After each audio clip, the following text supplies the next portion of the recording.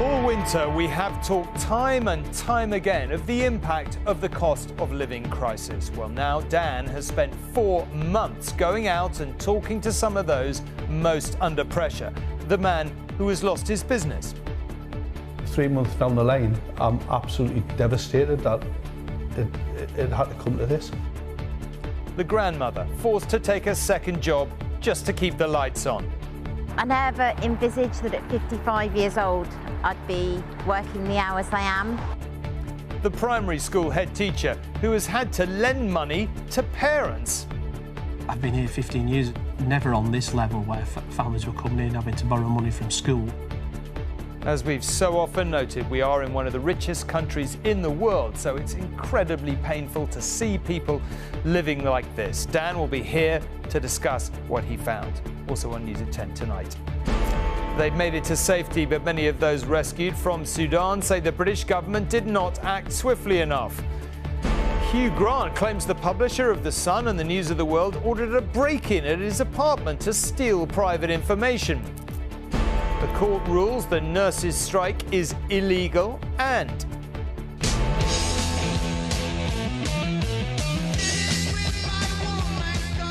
what happened when Black Sabbath met the Ballet.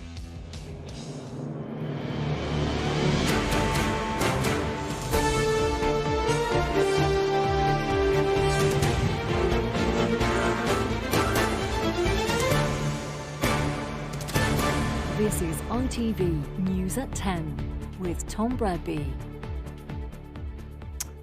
Good evening. It has felt for more than a year now that in households across the country, life has been getting ever more expensive and ever more bleak. Soaring food prices are rising at their fastest rate in decades. Inflation, we're told, will come down, but for now it remains stubbornly high. Tonight, for many, there is simply too much month left at the end of the money. And with Britain's borrowers braced for another hike in interest rates, a Bank of England official seemed to rub salt in the wound this week, telling us all to simply accept we're now poorer. Just over 6 months ago, Daniel, our investigations correspondent, met some of those most fearful about what might come next for them, for their families, and indeed for their businesses. It seemed scarcely imaginable then life could get any worse, but it has. And tonight, in another heartbreaking report, he's returned to find businesses shuttered and households on the brink. Britain is experiencing the biggest fall in living standards for almost 70 years. And across the country, few are immune from the fallout of ever-rising prices. Tea or coffee, hon? Coffee. Before the working week has even begun, in Coventry, grandmother Dee and her daughter Salome have payday on their minds. It's payday for you, but some of us have got to wait 2 weeks still. Having a job always meant the bills were paid, with a little left over for themselves. But now it's less about living, but surviving. You know, going out for a meal or going out for a drink, we can't do those things anymore. I have bad days where I just think, is all this really, you know, is this what life has become? So just the bills before food is £408 a month more than this time last year. And that's before food? With the way things are, even when I'm able to retire, I'm still going to have to work. Between them, after tax, Dee and Salome bring home £36,000, almost exactly the national average. Dee works full-time for a national charity, but her wage is increasingly not enough. So she's just taken on a second job at McDonald's and now works 6 days a week. It is tough, and I have now had to go back onto medication just to bring my pain levels down from the rheumatoid arthritis again. I don't know how long I can keep this, you know, the schedule going, the busyness. I never envisaged that at 55 years old I'd be working the hours I am. It's estimated last year more than 5 million people took on a second job. For others, this crisis has wiped away their livelihoods entirely. In October, I spent 2 weeks in North Shields near Newcastle. When I met Neil Mather, he owned 4 butcher's shops that his grandma first opened in the 1950s, but he was barely staying open.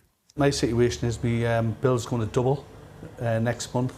I've had a few sleepless nights over it, Oh, yeah. but it's definitely it could be the end of an era. How you doing, Neil? You all right? Yeah, fine. Nice to see you, Tom. Good to see you. Now, his worst fears have come true. This once thriving family business, which Neil has dedicated his life to, has closed for good. It was like a tidal wave of just price increases, and everything was just going up and up and up. How are you doing? Because this is a big call for you to make. This is a family business. I'm absolutely devastated that it had to come to this. It hasn't been a job for me, it's been my life. And it's hard to wake up in the morning and think that I'm not going to work. You feel a failure that it's come to the end with you. Across Britain, 47 shops closed every day last year, up 50% on 2021. I'm trying to put together some uniform for a particular family that have contacted me this morning. In Halifax, Ash Green Community Primary has been providing clothes and food for pupils for some time. But in one of England's most deprived areas, it's now set up a hardship fund to help parents pay their bills. On the premise that they would repay that money when they are able to. So you're giving money to families so they can pay for their gas and electricity bills? Yes, yeah. Some people might be quite surprised by that. But that's what it's like out there now. I've been here 15 years, never on this level where families were coming in having to borrow money from school to have the electric put on. The government told us they've delivered one of the most generous cost of living packages in the world, worth £96 billion. They say they're focused on halving inflation. But right now, hope feels very far away. And for some, the damage has already been done. And Daniel is here, as I said at the top, to talk about all this. Look, that's a tough watch. I mean, I guess we must be aware that for a lot of people watching, that'll strike a chord, you know, perhaps reflecting their lives too. And for those that it isn't, it's still a horrible thing to see people, you know, living with such pain, frankly. Yeah. What about the future, though, and how they view the future in particular? I think the difference with this crisis, Tom, compared to, say, other economic downturns, other recessions, is the scale of it. It's cast a much wider net. It's catching people who may have not struggled before or never struggled quite like this. They've been able to tighten their belts, maybe work a few extra hours to get by. The sheer tidal wave, as Neil called it, of different price rises, and we didn't talk in that piece about rent and mortgages, which also are going up eye-watering levels for some people. When we first started filming in North Shields back in September, the government hoped by now that inflation would be in single digits. It's not. It's staying stubbornly high, just above 10%, and the government is pretty confident it can get that down. You talked about the future. I think the fear for lots of people we spoke to there in the documentary is debt. They have borrowed money to get through this crisis. They've made loans. They've used money on their credit cards to pay for bills. And so even as this crisis passes, hopefully as the year ends, the consequences will be with them for much longer. OK, thank you very much indeed. And Daniel's full documentary, Life and Debt, Stories from the Edge, is on ITV1 and STV this Sunday night at 10:20. Do watch it. It's a very compelling watch. I did a podcast with Dan as well, which is, if you like podcasts, what you need to know. It's a very compelling listen. Now, let's move on to Sudan, where a 3-day ceasefire had been due to end in the next hour in what was widely viewed as the deadline for international rescues. The warning from our own Foreign Secretary was that getting British citizens out would potentially become impossible. But tonight, a further 72-hour extension to the fragile truce has been agreed, offering precious hope to those still stuck there, desperate to escape. As if their departure from Khartoum has not been bad enough, evacuees being helped onto an RAF transport were boarding amid a desert rainstorm. It is clear in these images released by the Ministry of Defence that demand for a place on these flights remains very high. But as the Foreign Secretary noted today, time may be getting short. We are saying to people that once that ceasefire elapses, and perhaps even before then, it is incredibly difficult for us to predict exactly what's going to happen, and so we are saying now is the best time to leave. The ceasefire extension tonight means the air bridge may stay open a while yet, today bringing another plane load of those who've been able to make it to the desert airstrip of Wadi Sidna into Cyprus. The check-in to an onward charter flight to the UK is becoming almost routine. Many families, including young children and elderly relatives, barely pausing here before the next leg. Exhausting, but nothing to what they'd gone through this far. How frightened were you? Actually, to be honest, it was very difficult for me. Yeah, and if I said I was happy or I was secure, I will be truly dishonest. Oh, it's very frightening. It's nightmare. It's really a nightmare. We have to go out. Nothing. No choice. Did you worry that you may not get out? Yeah, really worried because we think that maybe when we are outside we can be shot. Did they help you quickly enough? Not quickly enough. Any process they do is very slow and very hard. Are there lots of other people like you waiting to be evacuated? I think now it's not like yesterday and the day before. Now it's a little bit lower. There will be more departures like this from Cyprus today and then again tomorrow as more of today's evacuees are processed and got onto flights back to the UK. It's after that that people worry. Will the door have shut on future evacuations? These are the ones who could get out of Khartoum and make it to help. Some, like Khalid Abu Ali, looking after elderly non-British parents, still cannot. I'm a British citizen, so evacuation program is underway. I could not join, even though I have registered with the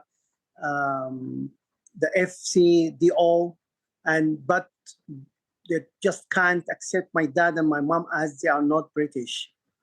And I will not leave them. It is hoped that those flying to the UK tonight won't now be among the last, that there may now be time to get out every Briton who wants to get out. James Mace, News at 10, Cyprus. Well, Raghi is in Djibouti, east of Sudan, a hub for rescue flights, of course. Raghi, the ceasefire has obviously been extended tonight by another 3 days, but I guess the question is, does it hold? But is it enough to relieve pressure on the rescue effort? I think it does, and in 3 particular ways. First of all, the British government was going to have to take some fairly brutal decisions if the ceasefire was not extended. There was one decision that only British citizens were going to be allowed on planes, as opposed to people who had permission to live in Britain, so-called independent, indefinite leave to remain visa holders. So that was a fairly brutal decision that the Foreign Secretary was contemplating once the ceasefire had not been extended. So it gives a breathing space for Britain to take much more than just purely British passport holders, but people who have got the permission to live in Britain. Secondly, it also just gives the ability for the extension of another sort of ceasefire. Politically, once you've had one ceasefire and now it's gone to a second ceasefire, well, there is the diplomatic possibility that if everyone who is British passport holders and citizens and people who can live there have not been brought out, this could be extended. So I think on the whole, it gives political space for everyone to be able to agree a situation where this could be ended properly. OK, Raghi, thank you very much. Now, back here, it's generally accepted that the Leveson inquiry was a watershed moment for the British press, but allegations made public today suggest that even once one of its key witnesses was preparing to give evidence 12 years ago, he was being subjected to some of the worst examples of press intrusion. Hugh Grant claims the Sun newspaper not only hacked his phone, but carried out what he called burglaries to order. Allegations strongly refuted tonight by News Group. He's long campaigned to improve the ethics of the British press. But today, Hugh Grant was in court accusing a tabloid of illegal tactics and a criminal cover-up. He, like Prince Harry, claims News Group newspapers used unlawful methods to pry into his private life. But Hugh Grant's allegations go far beyond phone hacking, accusing the Sun of burglaries to order, bugging his property and landline tapping. The actor claims the Sun illegally obtained details about the birth of his first daughter those voice messages on my mobile telephone. And even targeted him at the same time he was giving evidence at Leveson, ironically, the inquiry into press ethics. Hugh Grant sat at the back of the courtroom listening to the final day of this hearing. In his witness statement, he wrote, "I have been shocked at what I have unearthed," describing it as truly appalling. More than a decade ago, Hugh Grant settled a claim against the News of the World, the tabloid that closed down amid the phone hacking scandal. But its sister paper, The Sun, has never admitted any liability. At the hacking trial, former editor Rebekah Brooks said on oath that she ran a clean ship. Hugh Grant claims these frequent, often ferocious denials concealed the illegality.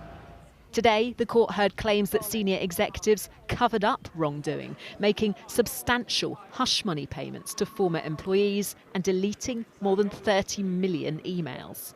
Court papers say the plan to eliminate unhelpful emails was approved at the highest level. In August 2010, Rebekah Brooks, now the CEO of Rupert Murdoch's UK business, requested a clean sweep of all emails before 2010. A short time later, an email says James Murdoch approved the mass deletion policy to draw a line under Wapping. Why is it important it goes to trial? The Sun strongly refutes ever breaking into Hugh Grant's home, and the publisher argues these claims have been brought too late. A judge will now decide if it should proceed to trial. Rebecca Barry, News at 10. A 48-hour strike by England's nurses will be cut short after a High Court judge agreed with the government that it would be unlawful for the walkout to continue until Tuesday, as it had been planned. The Royal College of Nursing says its members will now vote on future strikes. And Anushka is here to talk about this. Strikes part 412,000, one might say. Where does this leave us, do you think? I mean, in terms of the strikes, Tuesday's going to feel more like a normal day in hospitals, although sources tell me there will still be cancellations. Monday could be even more painful than they were expecting. In terms of the Royal College of Nursing and government, I mean, relations have deteriorated so badly. Steve Barclay, the Health Secretary, said he had to take this legal action because Tuesday is outside a 6-month strike mandate and nurses walking out wouldn't have legal protection. The RCN are furious. You know, I spoke to Pat Cullen, their General Secretary, outside the court today. She was actually quite emotional. She said she felt like she'd woken up in a nightmare. She thinks this will galvanise her members when they vote for the possibility of fresh strikes later this year, although the threshold is quite high. But look, RCN are not the only union here who are putting this to members. There are 9 health unions. Unison, the biggest, has voted for the pay offer. So have the midwives. So today have the physios. Tomorrow is a very critical day. We get 2 big results. Unite, where the mood music has tipped towards rejection, and the GMB union, where I have to say, I've always thought there's a good chance they vote for it. If they do, that will be a majority, and the pay offer could still go ahead, although nurses could still strike. OK, Anushka, thank you very much indeed. Now, such is the real terms funding cut to Stormont set out in Westminster today that the Northern Ireland Secretary had to deny it had been designed to punish. Chris Heaton-Harris said it would ensure public services could be kept running. But in the absence of a functioning executive, civil servants will be left to make the big cutback decisions. For the youngsters at this North Belfast nursery, it's been a busy day painting pictures. But it's the picture painted by Northern Ireland's latest budget that's causing concern tonight. They're facing an uncertain future at this nursery because of the possible impact of budget cuts. Long term, we will pay for this in 10, 20 years. When our children are falling behind, when they can't access qualifications, when they can't access education. This isn't just a short-term thing. We need to fund our children because they are the future. With Stormont suspended as a result of the DUP boycott, civil servants rather than politicians will decide how the budget's spent. All departments apart from 2 will see their budget cut between 0.5% and 4%. The purpose was not to punish anybody with this budget. The purpose of this budget is to make sure public services can continue in the absence of an executive. But Northern Ireland's politicians were united for once in accusing Westminster of playing politics with public services. If the idea of this is to punish the DUP for not being an executive, the only people who will suffer as a consequence of this will be people who rely on public services and people who deliver public services. And I have to say that, you know, the absence of an executive is really reprehensible. Of course I want to see Stormont back up and running, but we need to ensure that it is restored on a stable foundation. And we don't have that at the moment. There is not support within the unionist community. The government insists this isn't a punishment budget for Stormont's political deadlock. But across Northern Ireland, everyone relying on public services will feel its painful impact. Neil Connery, News at 10. In exactly 1 week's time, polling stations across England will have just closed following this year's local elections. More than 8,000 seats are up for grabs across 230 councils. Most of these were last contested in 2019. Well, 4 years on, it leaves the Conservatives with the most seats to defend, more than 3,000, in what will be Rishi Sunak's first big electoral test. Labour will be hoping clearly to make gains at their expense, as will the Lib Dems and the Greens and other independent candidates who tend obviously to pick up votes from those disillusioned with the two main parties. A key battleground, though, will be Darlington in the Tees Valley, where Labour will need a strong showing next Thursday to take back control of the council. Perhaps Darlington was a warning. Perhaps it will be again. Months before Boris Johnson demolished Labour's red wall of northern constituencies, the Tories took over the council here. Maybe that's why Rishi Sunak came to Darlington to promise more money for potholes, and why the pothole he visited has now been filled in. Alan remembers the visit. That's the first time in 2 years that I've been here. The road's been swept and they made it look all nice. Then he turned up the next morning. It speaks for itself, doesn't it? Who do you think you'll vote for in the local elections? Labour.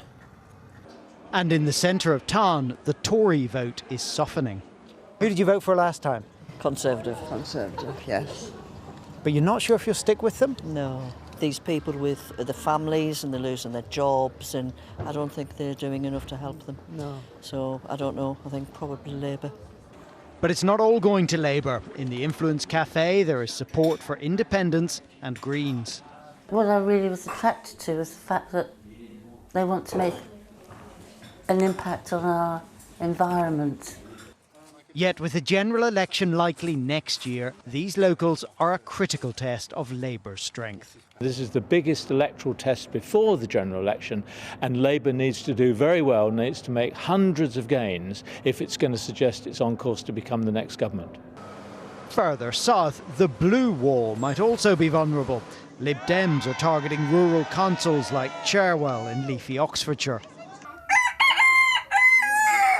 Here at the Waterfall Sanctuary and Children's Farm, Mabel usually votes Lib Dem. What do you like about them? Well, they tend to treat us all as equals. And once again, Tory voters like Anna don't sound completely sure which side of the fence they'll end up on. Probably will vote for them again, but I'm thinking, what else has the Green Party got to offer? And I wouldn't vote Labour. Paul also has his doubts. I've always been a small C Conservative, I suppose, really. Though I'm not too sure nowadays when I look at the national picture. What way do you think you go this time? I'll probably stay with them, but they better start pulling their finger out. The challenge for the Prime Minister is to convince Tory voters in places like this that under his management the party is worth turning out for. Carl Dinnan, News at 10, Oxfordshire. It's hard now to imagine a time before Jerry Springer and his eponymous confrontational TV show. It spawned countless copycat formats the world over, shining a light on the supposed real lives of its true stars, the guests.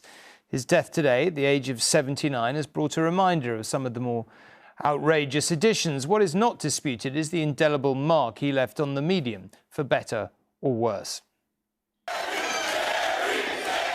As conductor of an orchestra of chaos, Jerry Springer was the grandfather of trash TV. For nearly 3 decades, the profanity-filled Jerry Springer Show provided a home for the weirdest and wildest the US had to offer. Jerry was born in a London tube station during the Second World War, where his parents were sheltering at the time. They moved to the US soon after, and as he got older, Jerry developed a passion for politics. He was the mayor of Cincinnati from 1977 to 1978. After running for governor unsuccessfully, he got himself a job as a local news anchor. I'm Jerry Springer. The world changed. Then, in 1991, it began. A raucous wrestling ring that thrived on the inappropriate. I'm sure you couldn't show a lot of his shows even now. I mean, it really pushed the envelope as far as television was concerned. It was one of those first forays into ordinary people being the stars, and the star being an ordinary person. Stateside, the show topped the TV ratings, and over here it proved popular too. Though it was often criticised for being exploitative and lowbrow, Jerry didn't think so. The fighting that you see on our show in no way ever glamorizes violence, just the opposite. At one point it was turned into a musical, which toured the UK, winning a handful of awards, but garnering thousands of complaints. After nearly 5,000 episodes, his show ended 5 years ago. Jerry praised for his ability to connect with people, using his heart and his humour. Rishi Davda, News at 10. Finally, from the man who gave his name to Jerry Springer the opera to another, perhaps even more unlikely culture clash, the Birmingham Royal Ballet has teamed up with Black Sabbath. Yes, Black Sabbath, the heavy metal band, for a new production that promises to be the first of its kind. And while their respective frontmen accept the collaboration initially raised eyebrows, both hope it could soon be raising the roof.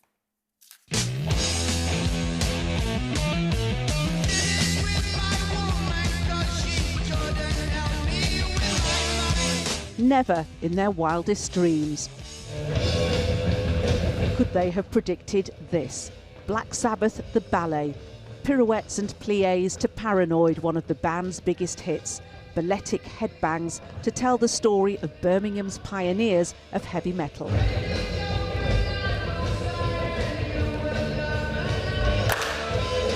A meeting of two different art forms at rehearsals today, but led by two icons, Sabbath's Tony Iommi and ballet star Carlos Acosta, whose poor working class roots made them a good fit. Carlos, I can see he's gone through the same thing from nothing, you know, to building up. He had a belief in what he wanted to do. And the same thing as we had, really. We always had that sort of thing that we believe in what we're doing, just keep on that path, and everybody's going on the side, oh, you never do any good, you never do this, you never do that. But you just believe in what you do, and eventually, hopefully, well, it did pay off. Acosta won international acclaim as a dancer.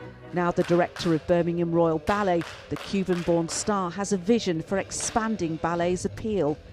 A fan of Sabbath, he commissioned the new ballet, which includes several of the band's tracks and orchestrations of others. I had the intuition that there were a lot of, eyebrows rising, kind of like saying, whoa, whoa, whoa. Black Sabbath is the way to go. It's a product from Birmingham that has a massive influence worldwide, and then try to negotiate these two worlds, the world of heavy metal and the world of ballet. After 5 decades, the band, fronted by Ozzy Osbourne, no longer play together. Now retired from touring through illness, Osbourne was last seen on stage with Iommi at the closing ceremony of the Commonwealth Games. But the voices of the band will be played during the ballet performances. Well, I'd say to the fans that without them we wouldn't be here. They gave us everything. Some of the rock fans, of course, might stand up and start singing. If they can stand up, yeah. Probably 75, 80 years old. Black Sabbath, the ballet, opens in September before going on tour. The sounds of metal's godfathers back on the road, but not as you'd expect. Nina Nanart, News at 10 in Birmingham. Looks kind of crazy, but pretty compelling. That's it for tonight, very sadly. I will be back tomorrow, same time, same place. See you then. But for now, from all the team, good night, and thank you very much for watching.